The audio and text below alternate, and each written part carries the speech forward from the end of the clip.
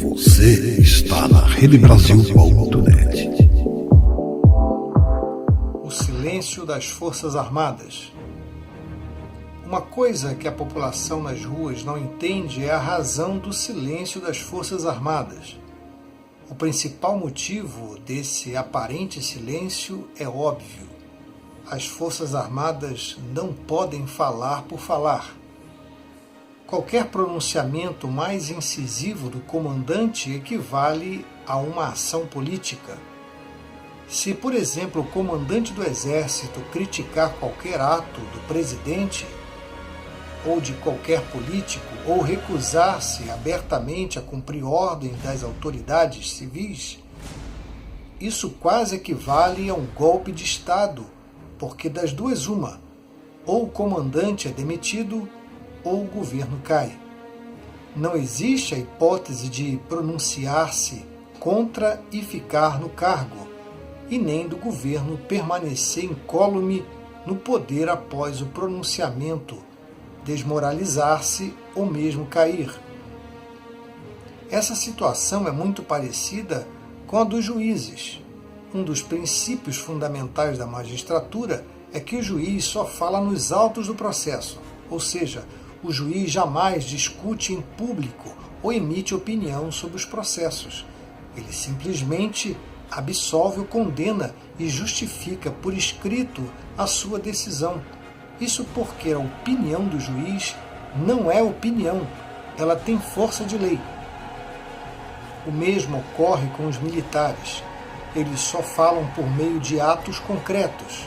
Não podem debater nem opinar sobre questões políticas, mas podem e devem agir quando essas questões mexem com interesses nacionais. Interesses nacionais, esse é um ponto ao qual as pessoas não prestam muita atenção. A expressão ficou tão gasta pelo uso que passou a ser mera frase de efeito, sem consequências, tal como dizer bom dia quando o dia de fato é ruim, ou saúde ao brindar com o tóxico uísque paraguaio. Mas, no nosso caso, interesses nacionais têm significado que deve ser levado a sério. Vamos entender a lógica. Vivemos num Estado de direito, não é verdade? Ou seja, num Estado onde a lei está acima de tudo. Todos estão submetidos à lei e todas as leis têm de estar de acordo com a Constituição, que é a lei suprema. Nesse caso, as Forças Armadas só podem agir dentro da lei. E a lei obriga as Forças Armadas a obedecerem ao governo civil eleito pelo povo, correto? Bom, sim e não. Sim, em um governo normal que governe com decência, respeitando as leis e promovendo o crescimento da nação dentro de uma normalidade. E não quando existem ou são criadas crises extremas que põem em perigo a existência ou a integridade da nação brasileira e de seu território e soberania. Veja como funciona. Na mesma Constituição de 1988, manteve-se um dispositivo das constituições anteriores que definem as Forças Armadas como instituições nacionais permanentes. Esta definição implica que as Forças Armadas estão a serviço da nação e não do Estado e nem do governo. A nação está acima de tudo, pois é o seu próprio povo. O Estado é criado pela nação e a Constituição é a materialização desse Estado, a forma dele existir para governar a nação. Sendo instituições nacionais, as Forças Armadas são fundadoras e guardiães da nação, portanto, são anteriores a criação do Estado e da Constituição. O que isso significa? Para responder, temos de considerar e entender como se formam as nações. Nações se formam quando um povo domina um território, demarca suas fronteiras e as preserva e as defende eficazmente contra potenciais ou atuais inimigos. Só então é possível constituir o Estado, leis e o governo. A força militar é o elemento imprescindível à instituição da nação, a qual é anterior à formação do Estado.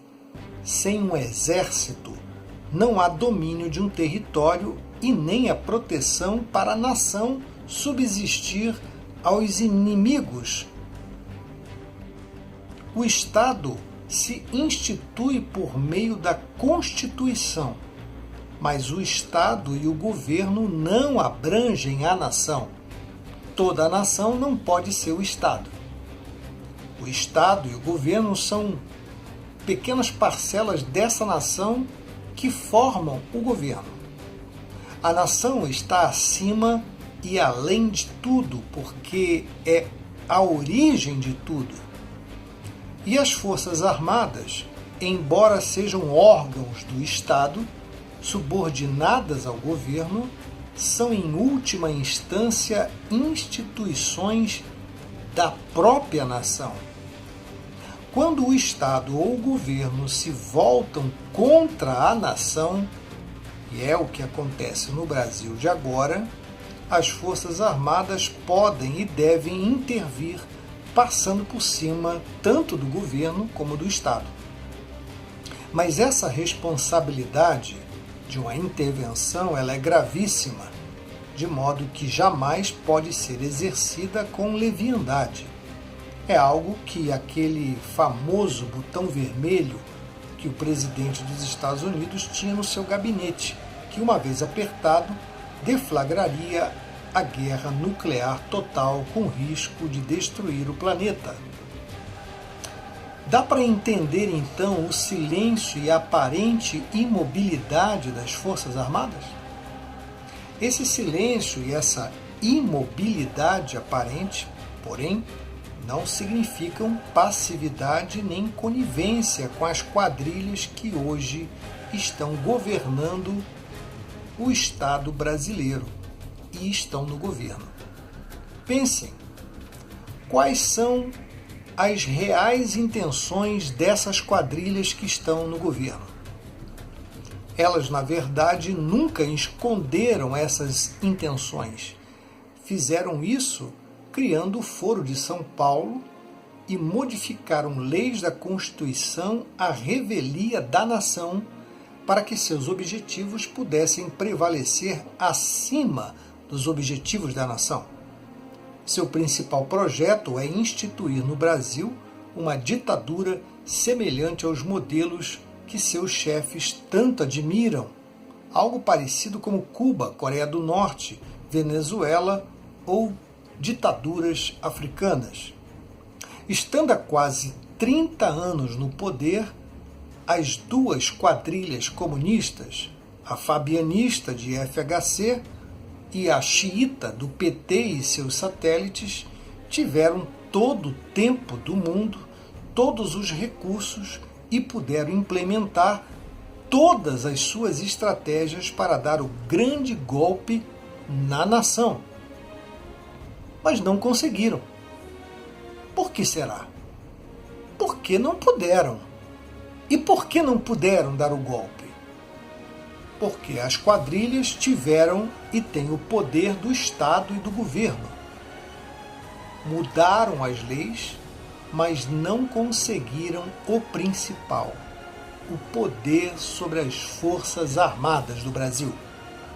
As quadrilhas mandam no Brasil, mandam no governo, destroem o Estado brasileiro, fazem o que bem entendem com o dinheiro público, compram a mídia, jornalistas, aparelham o serviço público com nomeados políticos, cometem os maiores desatinos em matéria de política externa, é mancomunada com o crime e o narcotráfico, tem tudo nas mãos, embolsam deputados, senadores, juízes, desembargadores, advogados, fazem o diabo, roubam trilhões, ficam a serviço de grandes empresas internacionais, vendem o nosso minério, destroem a nossa nação, mas ainda não conseguem o seu maior objetivo, que é implantar a ditadura.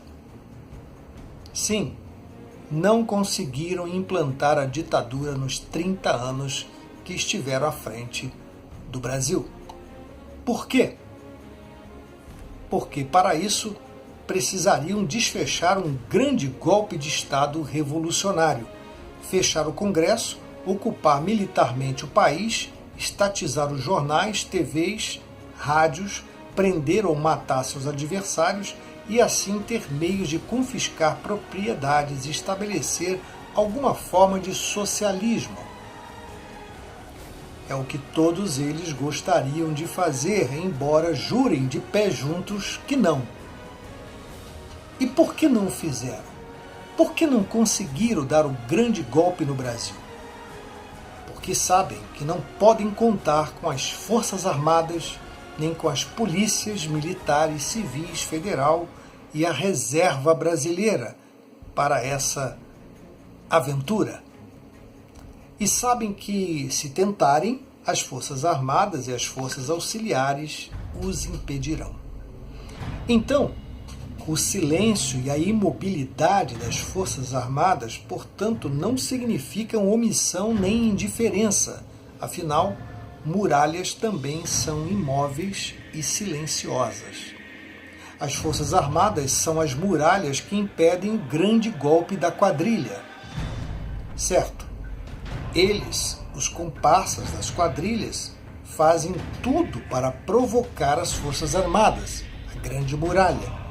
Tal como moleques pichadores, eles sujam a muralha, pintam e bordam na muralha, difamam as Forças Armadas, procuram humilhá-las com atos como a tal Comissão da Verdade, espalham falsas histórias, fazem tudo o que podem, criam fatos e colocam os militares em situações de exposição duvidosa e vexatória, tudo para gerar dúvida da lealdade das Forças Armadas à nação.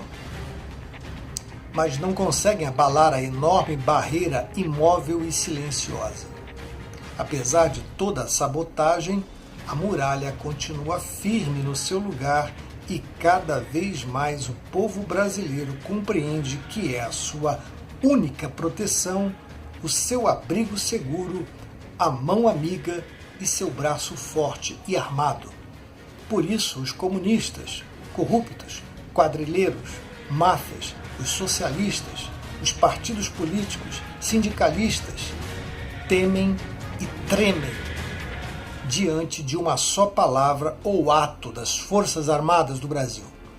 Por isso, temem a intervenção militar que está acontecendo e se move silenciosamente diante de seus pés.